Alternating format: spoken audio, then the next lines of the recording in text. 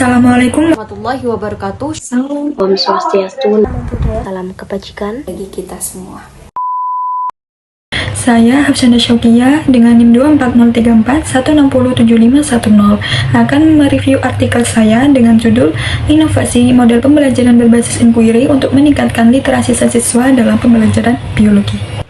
Artikel ini membahas rendahnya literasi siswa dalam pembelajaran biologi akibat metode pembelajaran yang masih berpusat pada guru.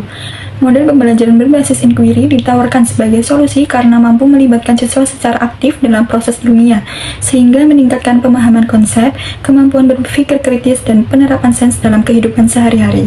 Artikel ini menyimpulkan bahwa model pembelajaran berbasis inquiry, baik inquiry terbimbing maupun inquiry bebas, memiliki kontribusi signifikan terhadap peningkatan literasi siswa.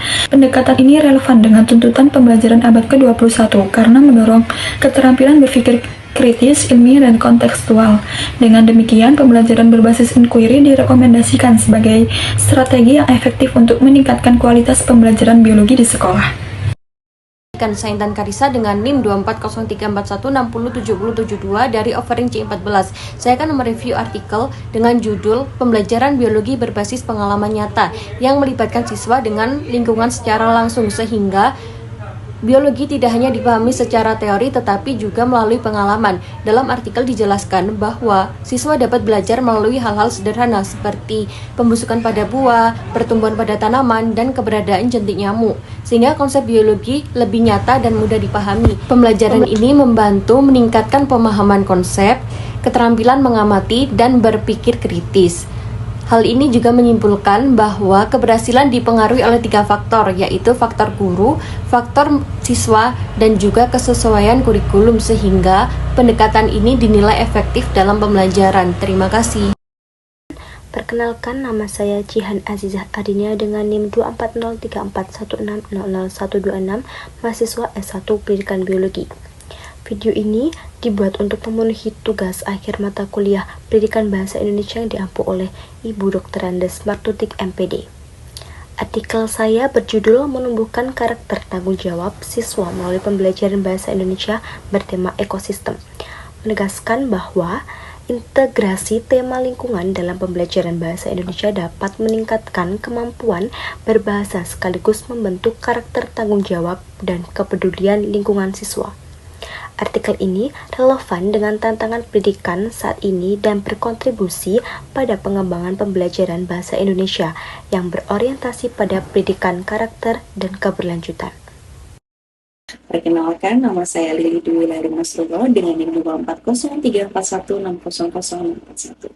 Saya di sini dari Prodi S1 Pendidikan Biologi, yang saya bertujuan di sini untuk mereview artikel yang telah saya buat, yaitu dengan judul Pengaruh mikroplastik terhadap rantai makanan, perairan, dan resiko bagi manusia. Nah, artikel ini mengungkapkan bahwa mikroplastik adalah partikel plastik kurang dari 5 mm masuk ke perairan melalui limbah rumah tangga, industri, dan dehidrasi plastik besar. Partikel ini tertelan oleh plankton lalu merambat naik melalui rantai makanan hingga ke manusia, yaitu lewat ikan, kerang, garam, bahkan air minum sekalipun. Selain mengganggu organisme akuatik, mikroplastik juga membawa zat berbahaya seperti logam berat, pestisida, dan patogen yang beresiko menimbulkan beberapa penyakit, yaitu gangguan endokrin, peradangan, hingga kanker.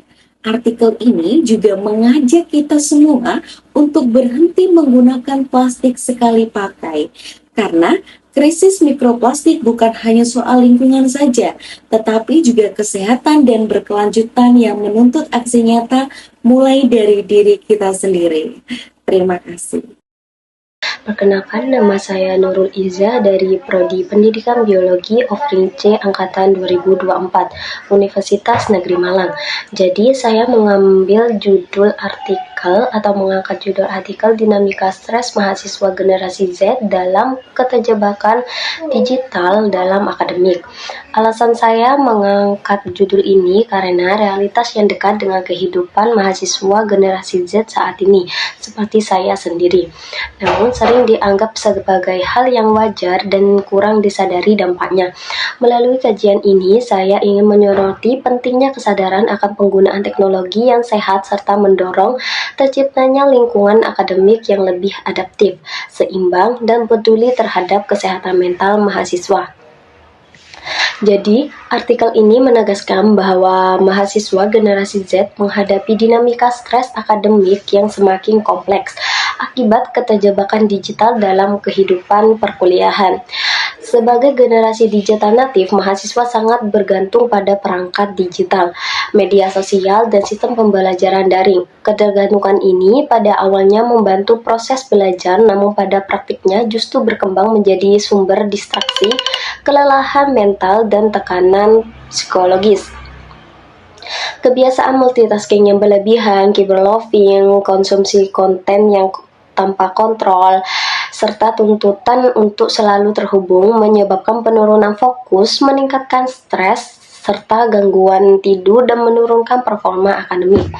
Dampak digital natif ini tidak hanya dirasakan secara akademik, tetapi juga mempengaruhi kesejahteraan psikologis dari mahasiswa itu sendiri, seperti munculnya kecemasan, kelelahan emosional, hingga resiko burnout dan depresi. Respon mahasiswa terhadap stres digital pun beragam, dipengaruhi oleh faktor internal seperti pola pikir, kepribadian, dan kemampuan regulasi diri dari mahasiswa itu sendiri. Serta ada faktor eksternalnya berupa beban akademik dan ekspektasi orang tua yang terlalu tinggi dan budaya produktivitas di era digital.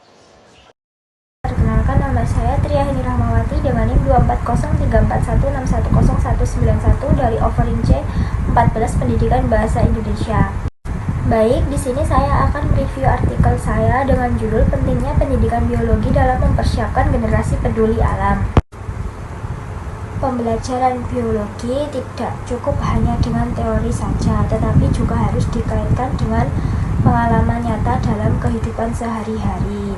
Melalui pembelajaran berbasis pengalaman dan juga kontekstual, siswa dapat lebih memahami konsep biologi sekaligus menumbuhkan sikap peduli alam. Nah, artikel ini juga relevan dengan kondisi lingkungan sekarang dan juga didukung oleh berbagai penelitian.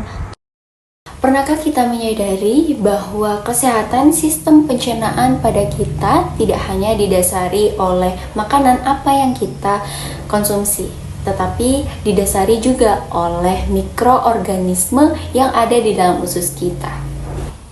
Saya Zaskia Daning Asmara dengan NIM 2403416066946. Pada kesempatan ini saya akan membahas tentang peran bakteri probiotik terhadap kesehatan sistem pencernaan manusia.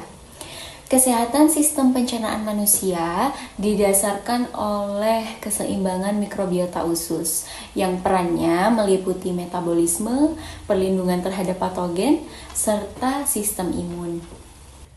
Probiotik merupakan mikroorganisme hidup, terutama dari genus Lactobacillus dan Bifidobacterium yang bekerja dengan menekan pertumbuhan bakteri patogen, yang menghasilkan senyawa antimikroba dan asam lemak rantai pendek yang penting bagi kesehatan mukosa usus. Selain itu, probiotik juga berperan dalam memperkuat penghalang epitel usus dan membantu menyeimbangkan respon imun agar tidak berlebihan.